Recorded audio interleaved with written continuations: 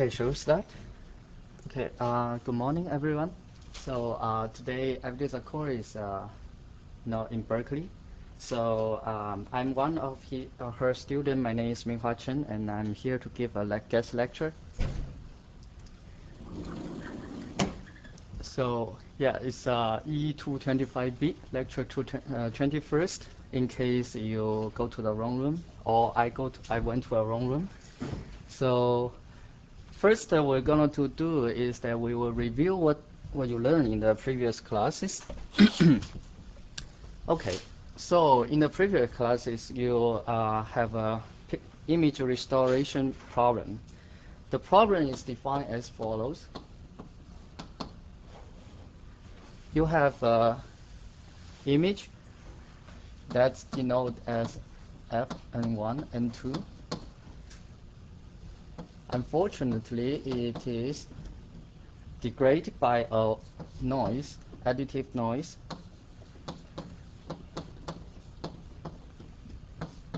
And what you observe is a degraded version. We denote it as G. Now what you want to do is that you want to pass this through a LTI filter, and you expect to get an estimate of F. Okay? So because the image is degraded, so you cannot observe directly the F. So what you want to do is that you pass it through a LTI filter, which hopefully to be easily implemented, and then you get the F hat back. So, and you want to make the F hat as close as possible to the original picture. Okay. So this is the problem in the real world. So mathematically, what does it mean? First, because you want to, this is a very vague argument. What does it mean by as close as possible to F? Here, what we mean in mathematically is that you want to minimize the expectation of the difference between F and F hat. Okay, this is your criterion. And you subject to what? Subject to the F hat should be a linear function of the observation. Here we use the L to denote a linear function. Okay? So mathematically, this is nothing but an optimization problem. Okay, and in fact, I think in previous lecture, it has been shown this is a concave function.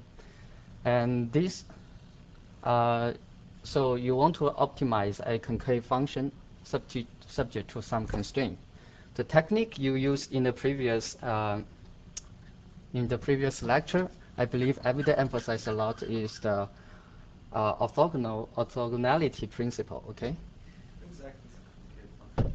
So the concave function means a function h x is concave if its second derivative is always less or equals to 0.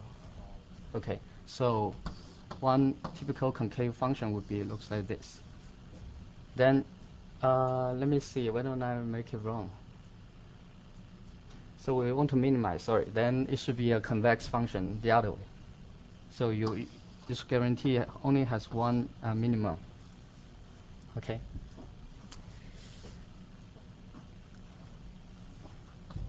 So the technique used to solve the problem is called the orthogonality principle.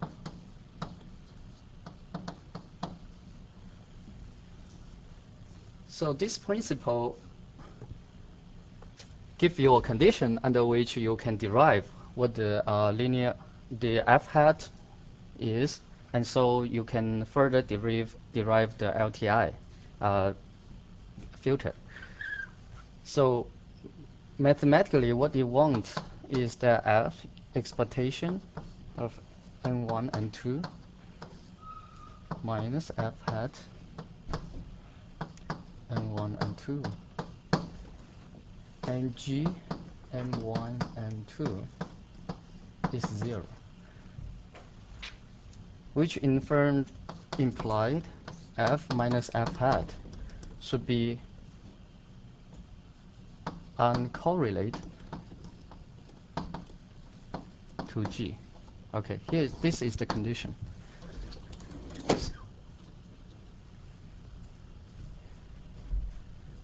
Although it looks a little bit complicated in the formula, it is very easy to understand if you look at a geometric picture. So I only show one D case. So you have original picture F, okay? So now you add the noise, which is W. So what you get, let me check. You get a G, okay? So what you want to minimize, since F hat is a linear function of G, so it can only lie on this axis. Okay, you want to choose F hat such that the length of this vector is F minus F hat. The length of it to be the minimum. Okay, then obviously the best one you can do is that you choose F hat to be the projection of the F along the axis of G. Okay, this is the what does it mean in geometric? And because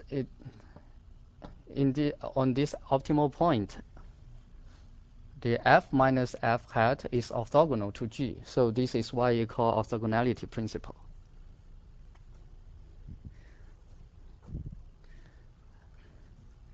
Is it clear? Okay. Follow this principle, what we get is the filter, the LTI filter we mentioned just now has its in the frequency domain, its frequency response would be looks like P F P.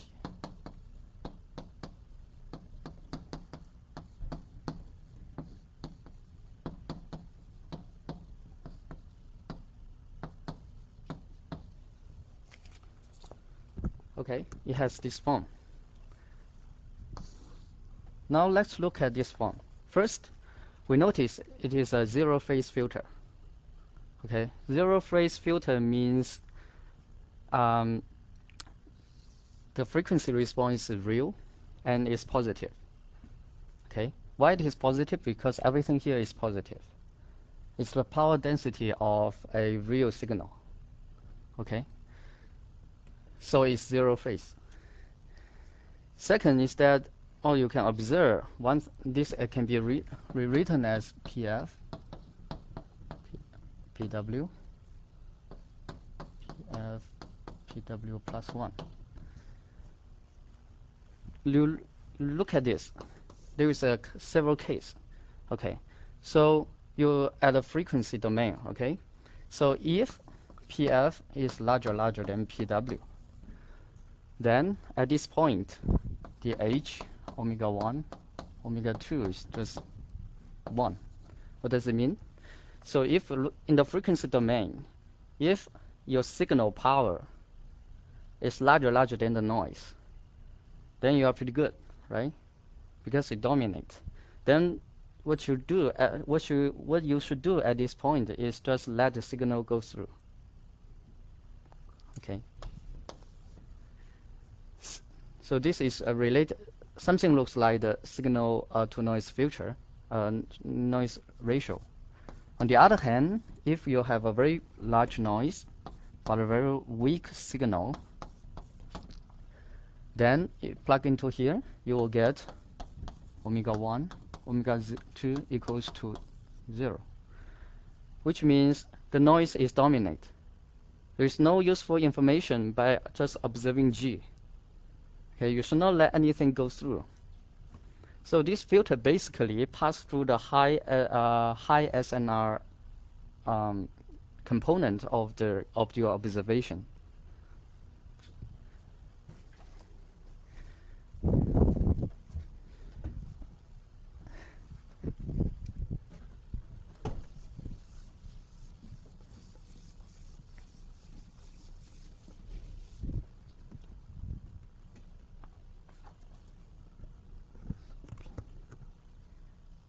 So if you plot a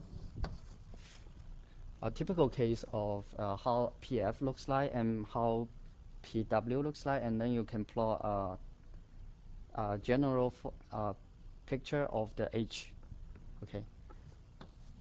So the PF, the norm of omega, typically looks like this, because most of the image is energy is focused on the the low frequency area. Okay. And for the noise,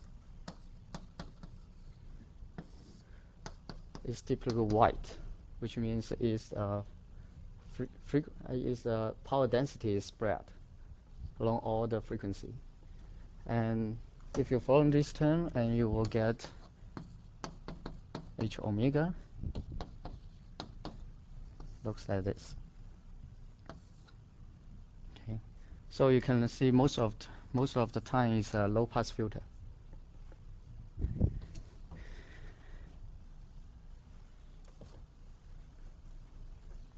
Okay, so now I think until now we have covered most of the things you taught in previous lecture, and today's lecture will mainly try to discuss more details about this Wiener filtering.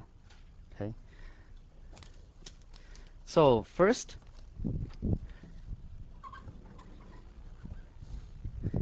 if you remember that previously in the previous lecture, everything is assumed to be zero mean.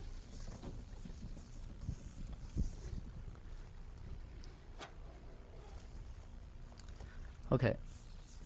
So in the previous lecture,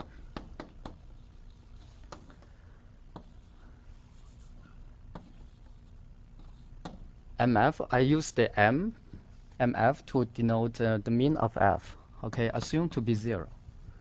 Okay, mean W is assumed to 0. So the G is equals to F plus W, and also has the MG equals to 0. Okay, so but if you think about it in reality, the noise as a mean 0 is okay, because the noise sometimes give you a positive result, sometimes give you a negative result. It's fine. But if you look at the image is always this is not a very good assumption, right? Because the image always very bright and it has some information. But here, what is mean by 0 is that it has it's on average is level is 0. This is not going to reflect your reality. Okay, so you observe in reality this one is positive. And in previous lecture, we know how to solve this problem.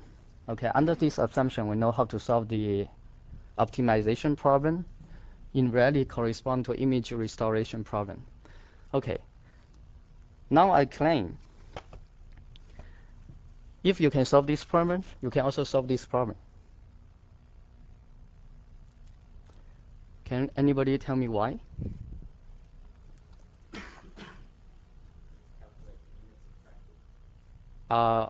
Okay. Why there is a correct result? You mean you can put F minus F denote this as F tilde, right? And then you said, okay, for the F tilde, you can denote a G tilde, F tilde plus the noise, right? And then you said, okay, since I can generate an estimate of this F tilde, say F tilde hat, and then what you suggest is that after you get this estimate, you plug this MF back, and you get the estimate of F. Is that what you said? Okay, but why this is correct? Well, you say it is correct, right?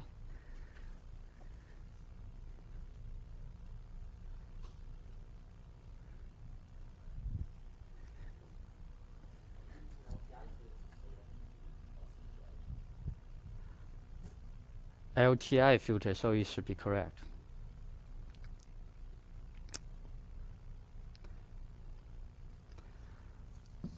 So for the LTI filter, the G is equals to G tilde plus MF, right?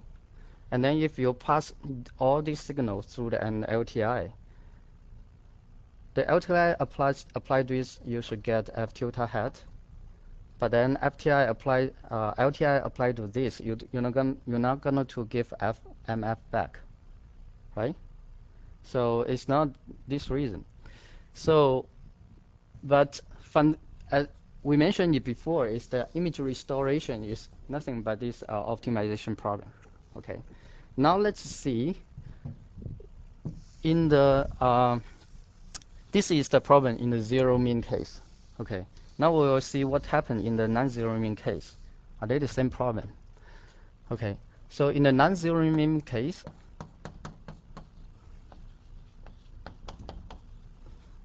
what you have is you still want to minimize something, right? And what you now have is F tilde plus MF minus F hat square subject to satisfied the F tilde belong to LG. Okay, we just rewrite the formulation, nothing happened. But if you think about it, you can denote this function as a new one. Okay, so F bar. Then this problem is rewritten as minimum expectation of F tilde minus F bar square, such that F bar belonging to LG. Okay, it only this is a linear function, and this is a linear function. If you combine them, it still belong to the set of linear function of G. Okay, and then you compare these two formulations. They are nothing but exact the same, which means if you can solve this problem is solved. Okay, and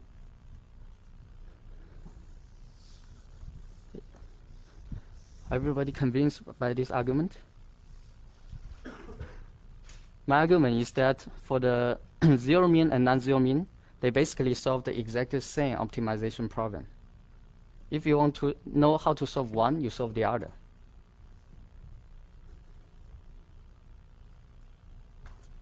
Oops. Sorry.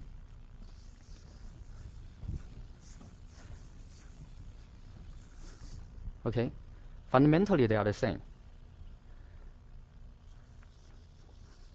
So how you solve it is exactly, what's your name?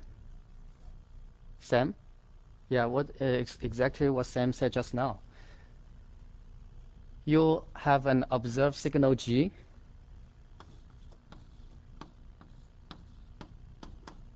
You subtract the mean from it, and you get the G tilde. And you pass the G tilde through the Wiener filtering we get for the zero mean case. And then you plus back the mean and get the f hat. Okay. So this is the zero mean part, zero mean case.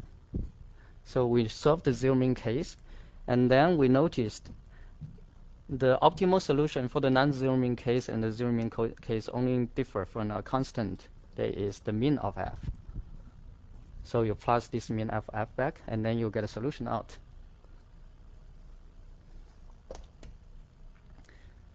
Okay. So this is basically winner filtering.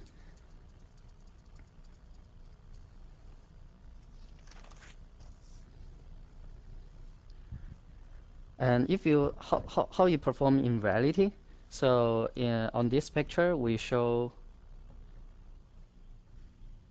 the efficiency of this approach.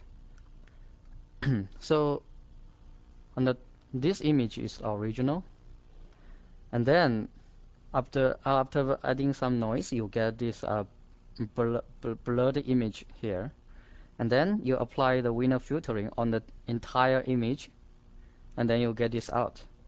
Okay, if you look at the detail, then you think it's not very satisfying. First, well, you can see it did something. Okay, still you apply some filter to that image, it did something, but the result is not very satisfying, because if you look at the wording, it's more blurring here than the degraded one. So first, these three image says one thing, says two things. First, the winner filtering did something to the original image.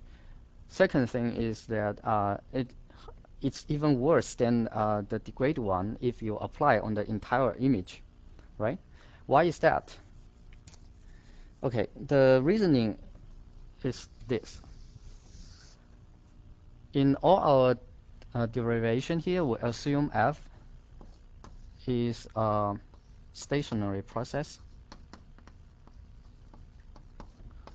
Okay, you assume this is a stationary, and you assume the noise is also stationary. The noise is stationary, is okay, but the image,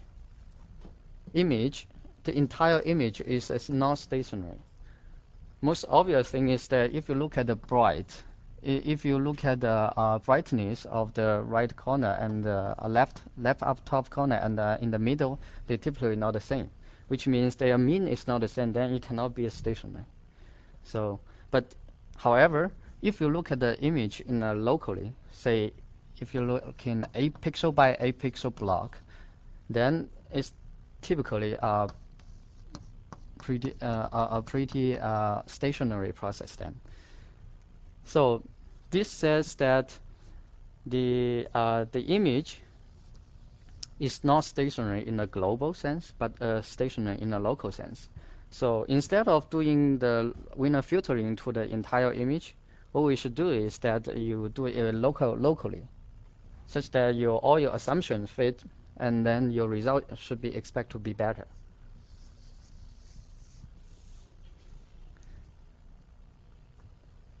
Okay, so then apply the winner filter locally is so-called adaptive winner filter.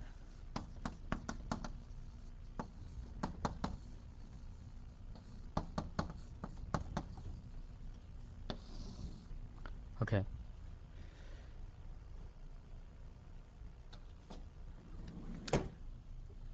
So for the adaptive winner filter, we need some. We are now talking about the adaptive winner filter, and we really need some model to give you a concrete example of how adaptive winner filter is different from the global winner filter. Okay. So now we have to make a couple of assumptions. Okay. So you have the image f, and then you have a noise at it, and then you have the observation out, and then you have the LTI filter, and then you have the f hat back. So I have to model signal noise. and then I can do all the thing out, right? F, I assume, is equals to a constant plus a constant times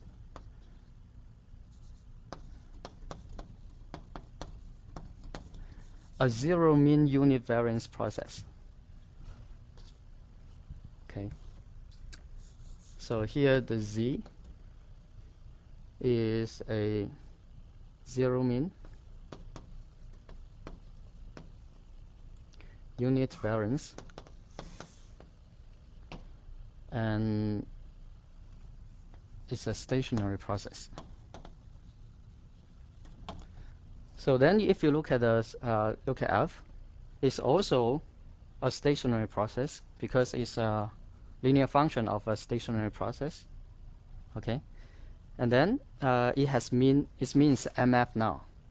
Okay, if you take the mean of then this part is 0, and then you take the mean. Okay, the mean is MF, and the variance of F is then sigma F square. Okay.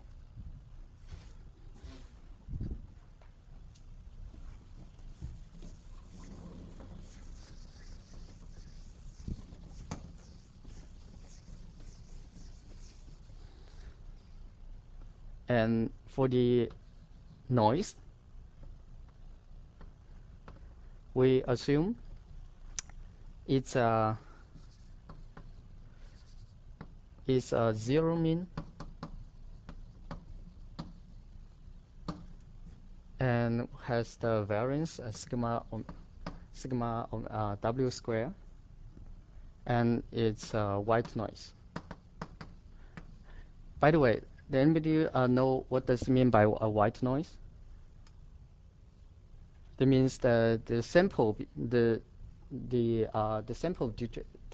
each individual sample of the W is independent of each other. Okay.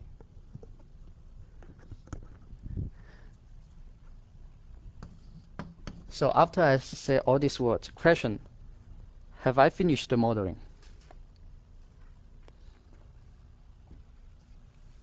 Until now, I modeled the F. Okay, how F is a stationary process with mean F and variance sigma F square. And I also modeled W. It's a zero mean with variance omega W square, and it's white. So the question is there, have I finished all the modeling?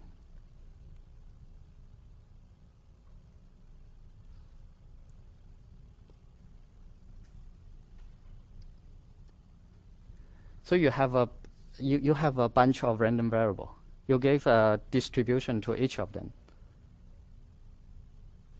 Sam? Right, correct. So just like you introduce people, right? You cannot say, okay, this is John, this is Sam. You want to say some relation between them. They are classmates, or they are one in Berkeley, one in Stanford, which means they are rival probably.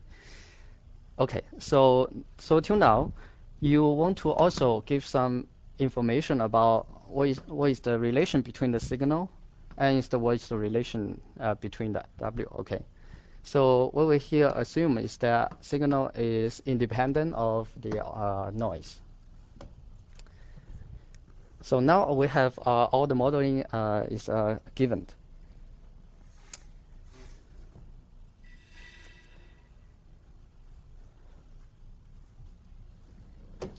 Okay, so recall our assumption that our result is that LTI filter H is the PF plus PW. Okay. Okay, but what is PF here? Because if you look at the power spectrum of the F, it is a constant, right? Because this is a power density function. No, this is the Y sensor stationary process. It has variance sigma F square, And we also assume that the f is independent in each sample, so it's white. Okay, there's no correlation. There's no correlation between the samples of f. Okay, and if you look at the w, it's also white. Okay, same reasoning. So now here what you have is sigma f squared.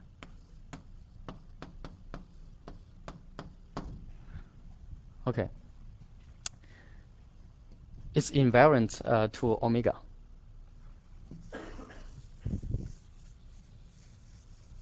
So what you have now is h and 1 and 2. Since this is a flat value, so if you reflect that back to the time domain, it's a delta function.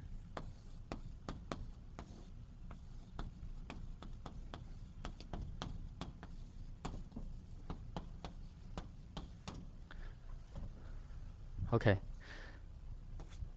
So this is the under this modeling, this is what Wiener filter looks like.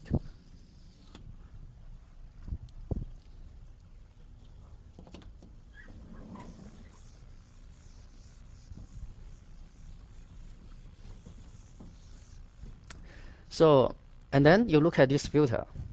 Okay, you say, okay, under this modeling, I have this form.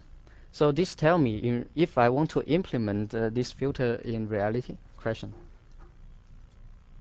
Given the formulation you have, when you plot the power density of f, shouldn't you have a delta in the omega equal to 0 because you have a non-zero mean?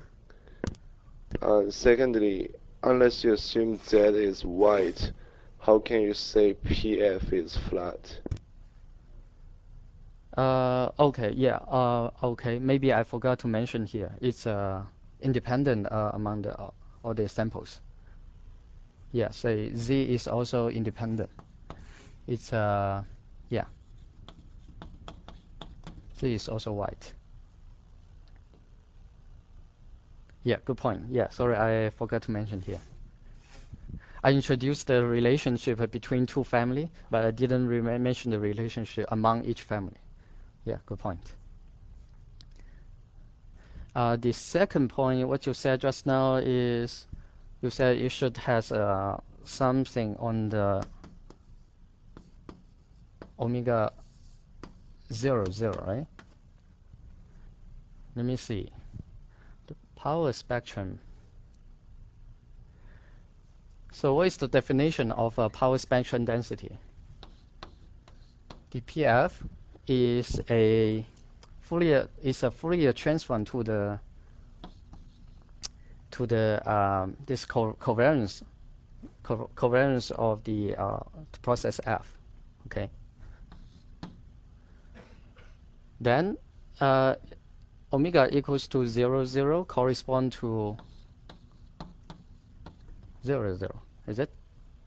Okay. But if you look at this RF, its definition is expectation of Fn1 and 2 minus mean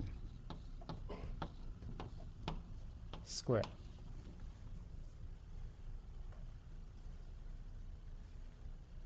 Okay. So in other words, the mean has been subtracted from here. So this is sigma F squared.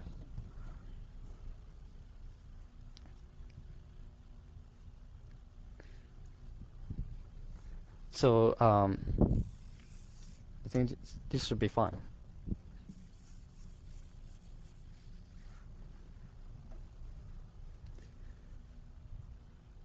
Okay, okay, back to our main track.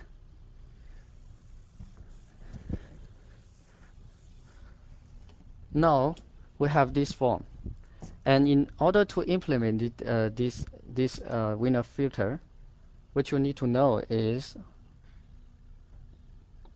sigma F square, right, and sigma W square. And because you have mean here, you also want to know the mean. the mean is needed because you want to subtract this mean from the observation and then add back the mean after you pass the linear filter. Okay. So let's look at this, whether or not you can estimate this from reality. Okay. So this one is okay. This is the mean of the noise, which means the noise can be applied by you scan your image. Then what you can do is that you use some test image, which means you have the original, and you scan it. You pass you compare the original with the scanned one, and then you can have a sense of what the noise looks like. Okay, because the scanner doesn't seems to change a lot according to time, along as time goes on. So this one is fixed according to time. But this one and this one is somewhat not very easy to measure because you don't have the original image. Okay, so you cannot just measure measure the original image and get these two. And just now we also mentioned that these things is not fixed if you it's not a fixed value as a function of the location. Okay, as location change, MF change, and by the same argument, the sigma f square change. Okay, by the way, do people know what does it mean by sigma f square is large, and the case sigma square f is small?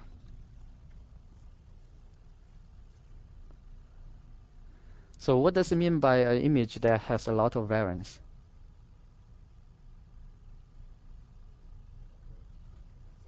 What? High contrast, yeah. High contrast, yeah. It means a lot of details, right? Something like texture. Okay, if you have texture image, that the values between the pictures are huge. The difference between the values of pictures are huge, such that you get a high variance. Okay, what does it mean then? What does it mean by a picture with a very small variance? Yeah, but is it dark? Is a dark image?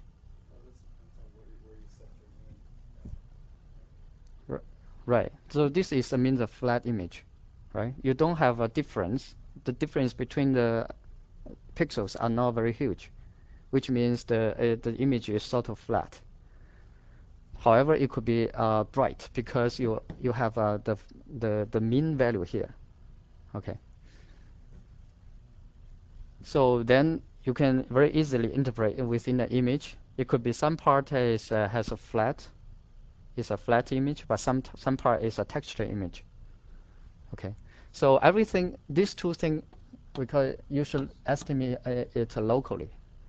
Okay. How local is local? Well, it depends on some specific image you're looking at or your application basically. So you can estimate in a block by block based, or you can estimate it in a sliced by slice based. The slice means just one slice in the image. Okay.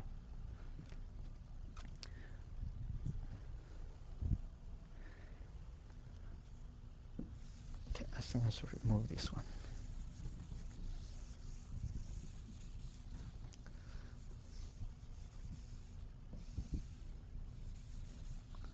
Okay, now you want to estimate an MF. Okay. So can anybody tell me one way to estimate MF from your image? So let me make it more specific.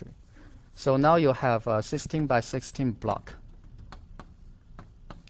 Then you have 255 pictures within this block.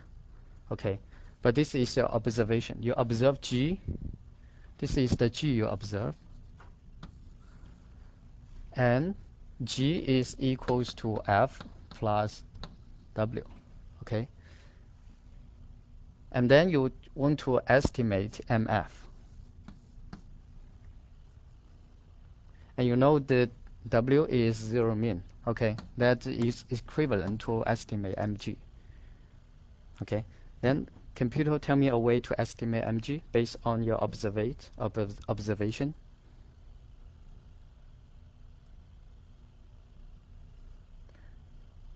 Just doing running average, right? You sum all the value of these 256 points, and then you average out, and you expect you'll get the estimate of mg. We call it mg hat. So what is the significance of this mg hat? Why this running average is good? Running average of, and what is the assumption you need to make your claim that mg hat is a good estimate?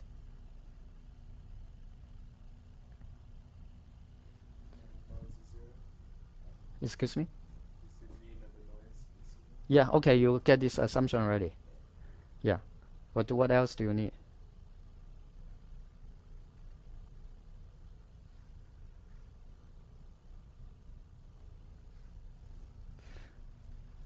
Okay, so so the G is a linear combination of F and W. F and W are independent. Okay. And you have each of them, each pixel has this formulation.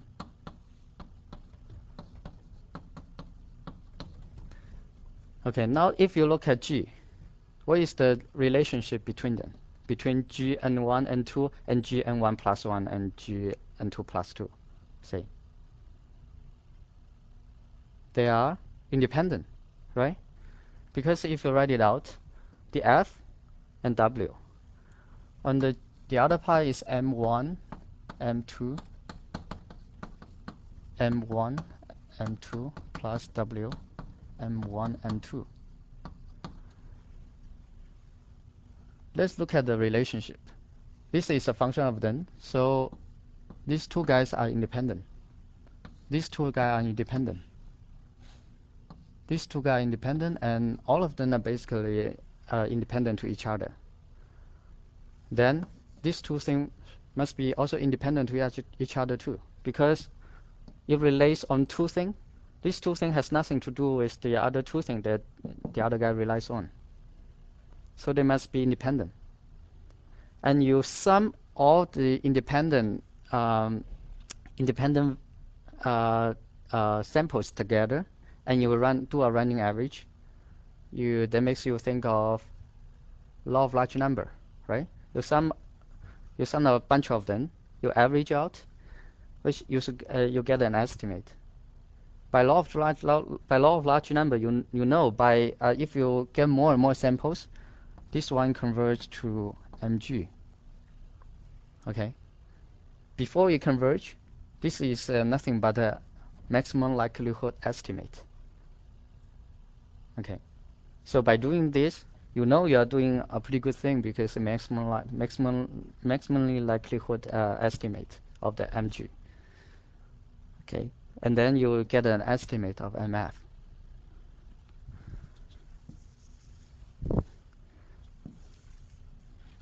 Okay, so far, we know how to get the maximum likelihood estimate mf hat locally.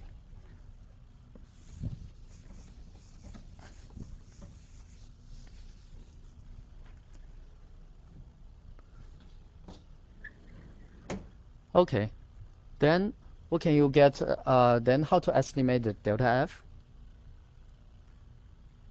Similarly, right? You have 256 points, and you know sigma g square is equals to sigma f square plus sigma w square. Okay, so if this one we said you can get it by the chaining, by test image. So you have this already. So now if you get this, and then you can compute this one. Okay.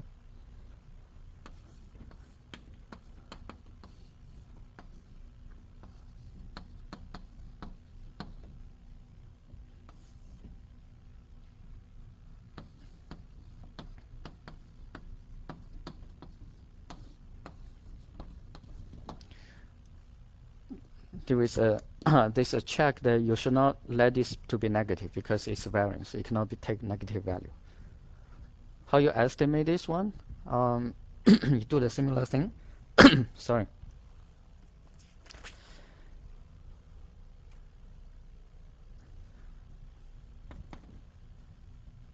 The general form, it would be if you take the 16 one here, you get say m squared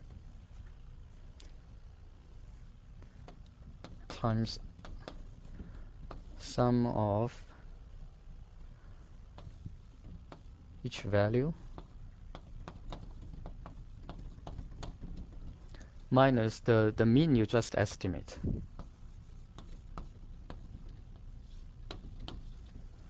Okay, so this would be the form. Okay, so after you have this this formulation, this computation, then you can start to compute h. Okay, so I will give you some particular this is what we solved solve all the necessary part in order to implement the h. Now I will give you more details on how people implement it in reality, and what is the efficiency of the approach, and what is the typical h looks like.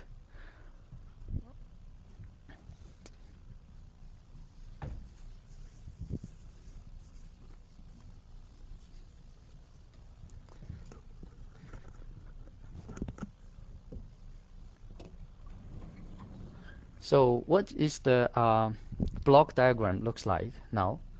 So you have a G. You pass G to a local estimator. You should estimate the MF hat, delta F hat out. And then you subtract the MF hat from here. Okay, as we said. And then you pass it through an LTI filter. The LTI filter has some information input. You have to input the sigma F square hat into it. And also, you have some prior knowledge. Okay.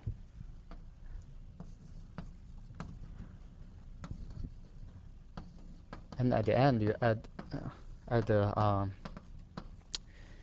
the mean back, and then you get the F. This is the block diagram.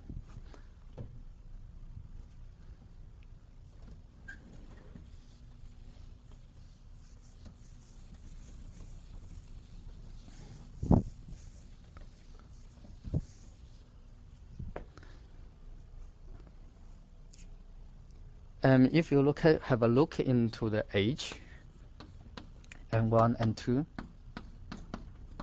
it takes this form.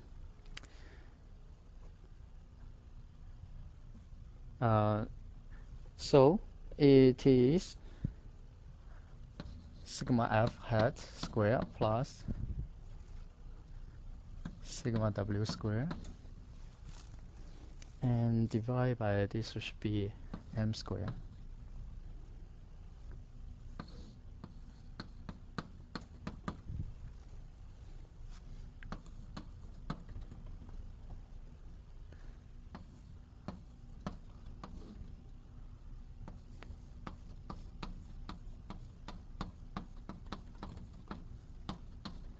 And 0. So this term is in the middle point.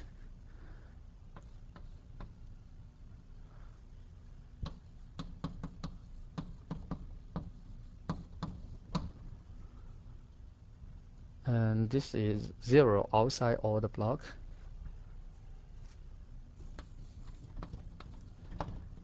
And take this middle value in the between.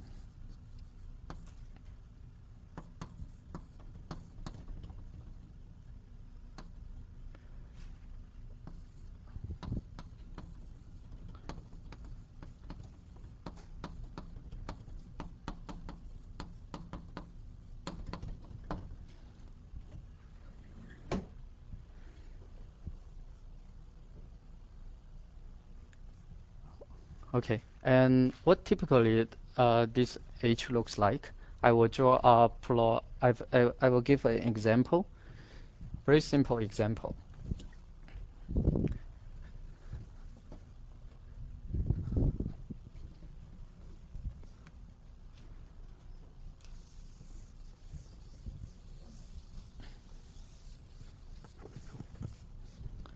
So now we have, say, the M equals to, for convenience, I will, although here M I define as could be seen as an even number, but I do it as an odd number, and it's you can very easily extend this formulation to an odd number. Okay. So in the case you have sigma f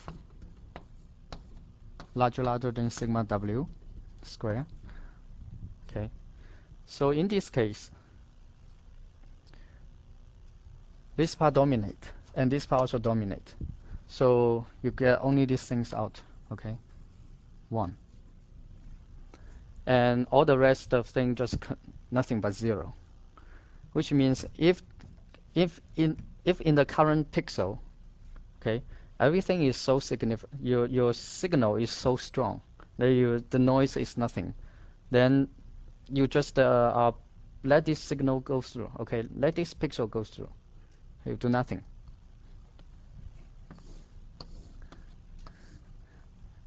Okay. On the other hand, if you have a case that the noise is so significant, okay, then basically it says, well, your observation is so noisy, too noisy. Okay, so what you get, what you do is that you just pass through the running average. Okay, you just take the average, take the pixel value, and you do a running average. You get an estimate of the mean out, and then you get it back, and you assign the mean value to this one.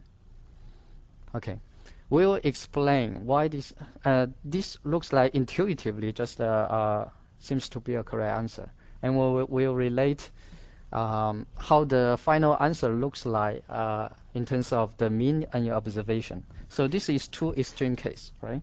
In this extreme case, you rely basically entirely on your observation. You observe G. Here is say 0, 0, and then you filter out only you gave the estimate the same as G. The reason you do that is that your signal is so strong. It dominates the noise. The noise is nothing. Okay. On the other extreme case, the noise is dominate. Then your observation gives basically zero information. So what you try to do is that you try to rely to your a prior information about the f.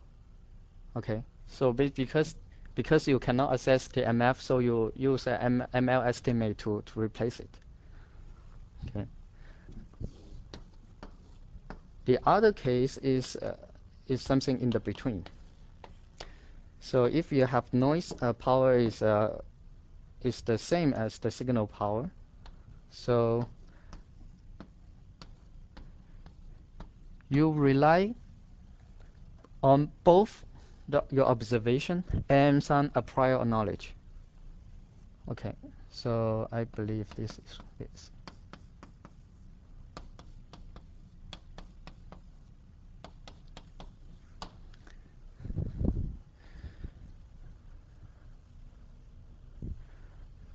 Do people follow the intuition here?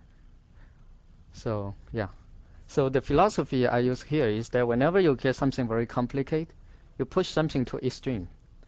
After you push something to extreme, that is makes you very easy to check whether or not your formula is correct or not, at least in this situation, and give you some insight on why this scheme work.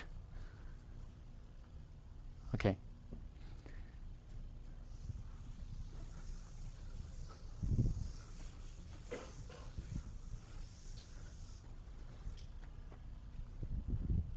And after you have all these after you have all this HN, you can apply this to an image, right? You run it through. You use this so the image is looks like, say, 5112 by 5112, and you have a window. So this window, you apply the value you get from here and apply to here, and you slide the window one by one, and then you should get the filter out image back. Okay, so how does it looks like? Whether or not you improve the performance. So we get pictures here. So the right hand side is the filtered, the image that you apply the global window filter. Okay, you can see some blurring here. Okay, still. But if you apply locally, then you can compare that at least the words looks more clear. Okay, this is the reason. This is the reason we explained just now, that you do a local estimate of things and you do it adaptively, so you get a better result. So, which means this idea works in reality. Okay, so now let's make something more extreme. That assume you can estimate all these things very perfectly. That you do it on a very large block, and you hope this one converge to this already, and you get a very reliable estimate of delta F. And what the F hat looks like. The F hat now is equals to MF plus delta F squared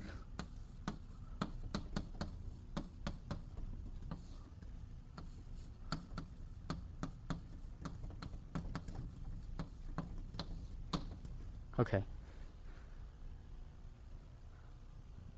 Okay, so originally, why this is true? Because originally this one is equals to MF plus H convolved with G minus MF. Okay, but this one is nothing about delta function. So only this and only N1 and N2 pop out. Okay, so you get this back.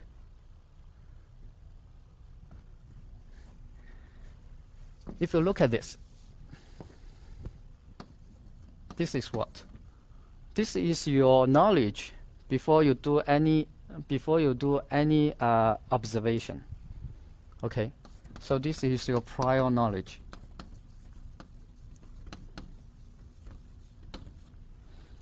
And what is this?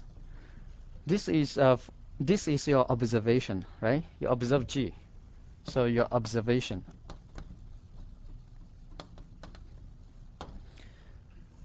And this formula tells you your estimate is a linear combination of your prior knowledge, which means all the information, and your observation, which means a new information. Okay. Before you do any observation, what you should have is just MF. Because you do nothing, you observe nothing. So the best thing you can do is just you give the mean value to this F hat. By doing that, you minimize the expectation of the error, energy of the error. Okay.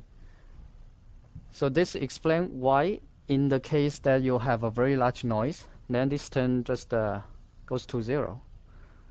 Since the noise is so significant, then your observation gives no information to your estimate. So you should just rely on your prior knowledge rather than rely on the new observation. On the other hand, if the noise is 0, then your observation is pretty accurate. And you can see the MF just get cancelled out. And then you can, okay, since the noise is nothing, but then I can rely on my observation. Okay. So this formula tells you, I mean, under what case what you should do, and this should relate to the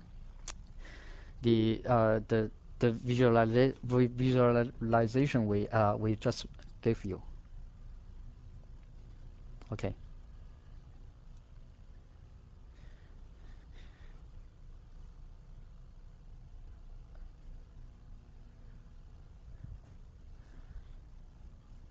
People understand this part? Okay, feel free to ask any question. I mean, we have sufficient time left. Yeah.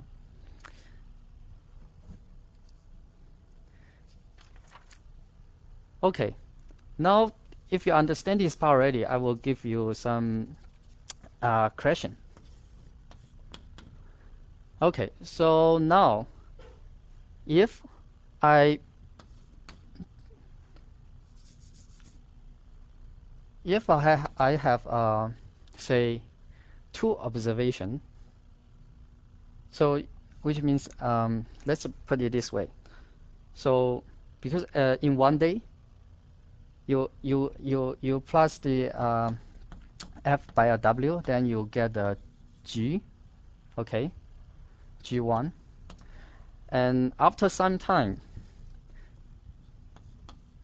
wait, so at one day you get one observation of the f, and then you have one f hat out, okay, and then after some time people say, hey, I have another observation g2 available for you. Then can you give me a better estimate?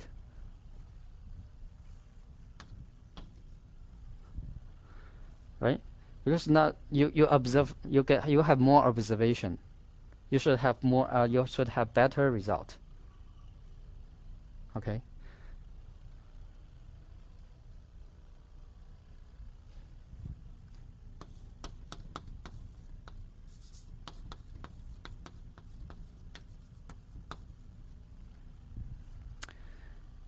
So one idea is that, okay, if you can tell me all these things together, I can do a jointly estimation of what f hat is. Okay. But if you use this formula, then you can you should you don't need to do this part one more time. You can go directly to this one. How? Then you know it's nothing but still prior knowledge and a linear combination of the observation. Okay. Instead of using MF, that is the of the original image, you should use the MF that are conditional on your observation G1. Okay. I will give you a more clear demonstration.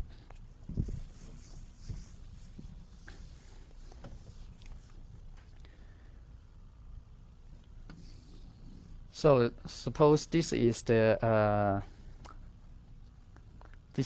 omega of the f, which the omega means the how's it called? It's the sample space. Okay. So without any estimation, you have MF just like here. Okay. After you have some observation, you remove some uncertainty. Okay. So now you don't have the entire omega. You have some part of them. And conditional on those observations, your MF is no longer the prior one. You shift to some place. Okay. Then everything now, instead of based on omega, you shrink them to some omega prime. That is your giving your some observation. You eliminate some of the uncertainty. You know nothing will happen in this part, so everything reduce this one. And based on that, you can have a conditional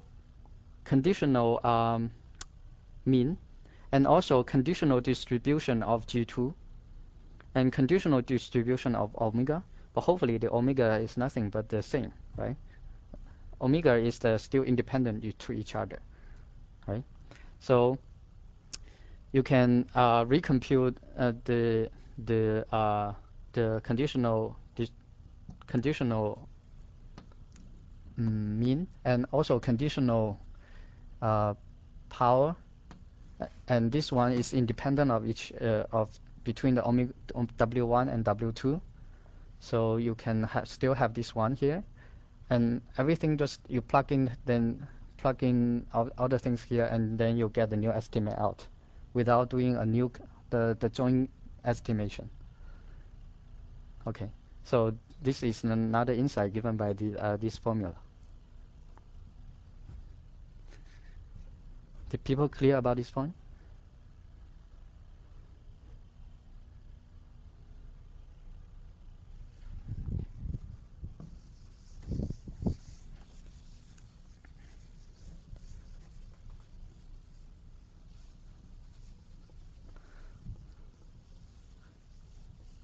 Okay, if no further question, we'll move on to the next part of.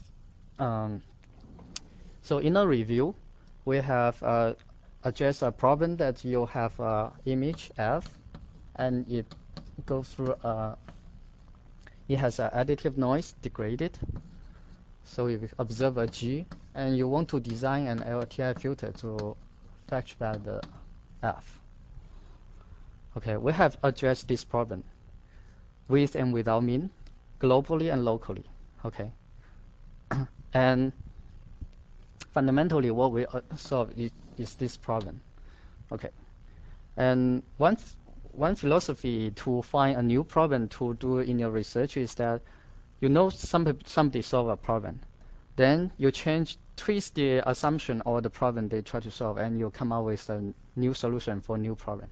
Okay, let's see what people do to this formulation. First, people say, okay, your image is for the purpose of your image restoration to make the image looks better from a human perspective. Okay, but this has nothing to do with the human perspective. To minimize this mean square error, doesn't necessarily lead to an image that looks really the best from a human perspective. So I would like to change this one. Okay, so some people propose, okay, instead of having this, I just want to have the power spectrum of the your estimated image the same as the original image. Okay, how to do that?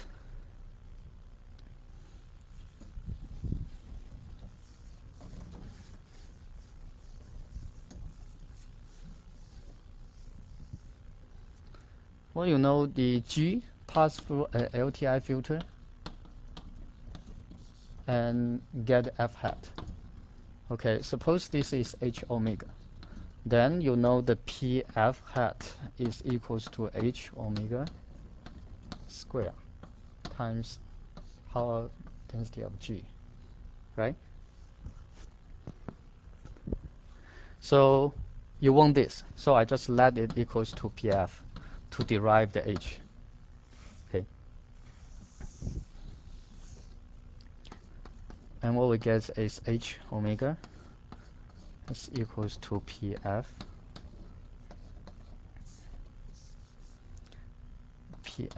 plus PW 1/2. And then you can get the magnitude of this H. Okay. And then how you relate it to, what about the phrase? You can make the phrase a zero phrase. Okay. By doing that, you just relate to our LTI filter has all its coefficient is real and non-negative. And if you compare this to the Wiener filter, that is PF divided by PF plus PW. And you notice they are very similar to each other. So some other people just stand up and say, okay, I now propose a series of filter that can include these two filters. So they propose the H omega is equals to PF plus alpha P omega beta. Okay. You have alpha and beta here. So if alpha equals to 1, beta equals to 1, then you get the Wiener filter.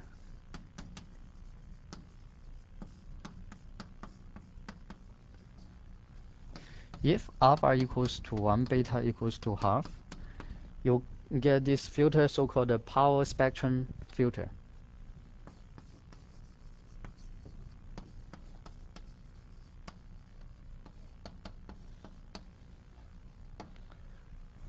And you can choose different alpha and different beta to give you a different form of H here. Okay. So people have new result by just changing the cost function you try to optimize. Change the function and try to optimize here. Okay. Some people say, okay, some people change that. Then I change the constraint.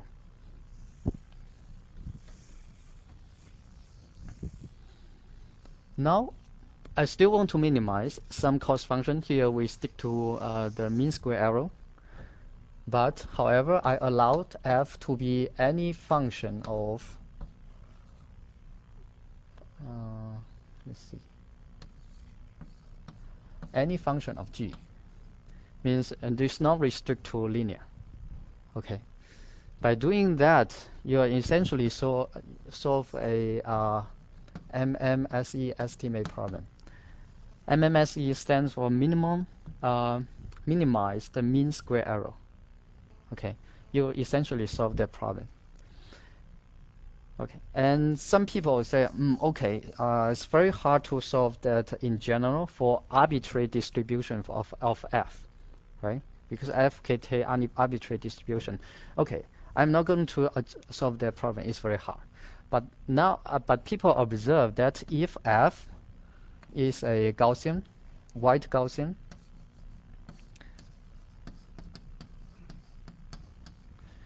and the W is also a white Gaussian, the noise is white Gaussian is pretty a reasonable assumption.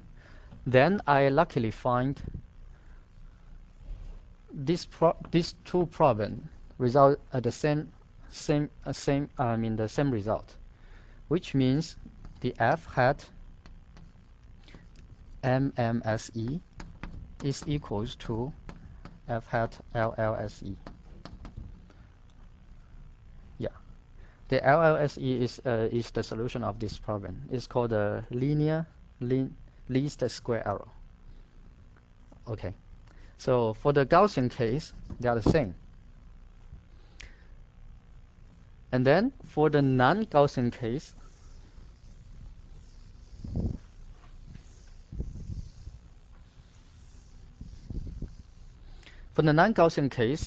I claim that the estimation error for this is the same. Is the same. The resulted mean square error for this problem is larger than the one for this problem. The reason is that you lose the constraint. Okay, here you're constrained to be a linear function. Here you just allow it to take any form of the function that which include the linear. So we expand the constraint set, so you can only get better result. Okay. Because if you get worse result, you just take linear function and then you go back to this one, and then you'll make sure this function is the result for this optimization problem is at least as good as this one. So now and then we have a table. You have LLSE, you have MMSE, and you have Gaussian, and you have the other distribution. The Gaussian LLSE is the same as the MMSE. Okay. For any other distribution and Gaussian distribution that has the same mean and covariance, their LLSE are the same, right? Because the estimate, as we seen just now, depends only on the mean and the variance. If two distribution has the same mean and variance, they are LLSE estimate are the same. Okay, Gaussian is just one of the case, so they are the same. And then you know for the other, LLSE is suboptimal. Is worse. I mean, it's worse than the MMSE. Okay, so now you can see the LLSE.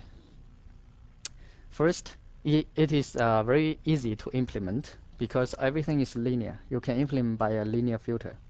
Second, it gives you some bound on the on the minimum mean square error.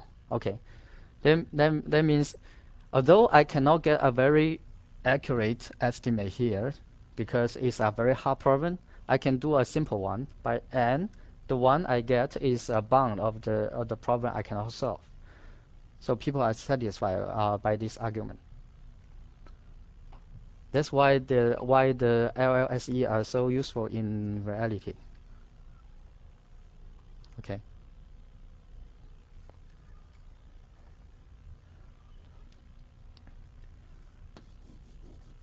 So in summary, in this lecture, we have reviewed what is the problem of the image restoration. Your image is degraded by some noise, and then you pass through a linear filter to restore it. And then we discuss the problem. Okay, the image itself is not globally stationary, so we should do everything in local. To do everything in local, we need to estimate the mean and the variance of the original image. To do that, we do some modeling, and then I hope I show you that although we cannot get these two directly, we can estimate using the ML estimation, maximum likelihood estimation. And then by plugging those two things into the filter, we get a Fornell filter that meets our intuition in the extreme case that your signal to noise ratio is extreme large or extreme small. Okay, and then we explain it why this makes sense from the intuition and both from the intuition and from the resulted equations. And then we we discuss how we can change the problem formulation to get other interesting results. For instance, the power spectrum filter that keep your power spectrum the same for f hat and f. Also, we can change the linear function constraint to get want to get some result for MMSE. Although we didn't get some result for MMSE, we get a better understanding why LLSE is so useful in reality. Okay, so I think that's it. Any questions? Okay, that's all for today. Thank you.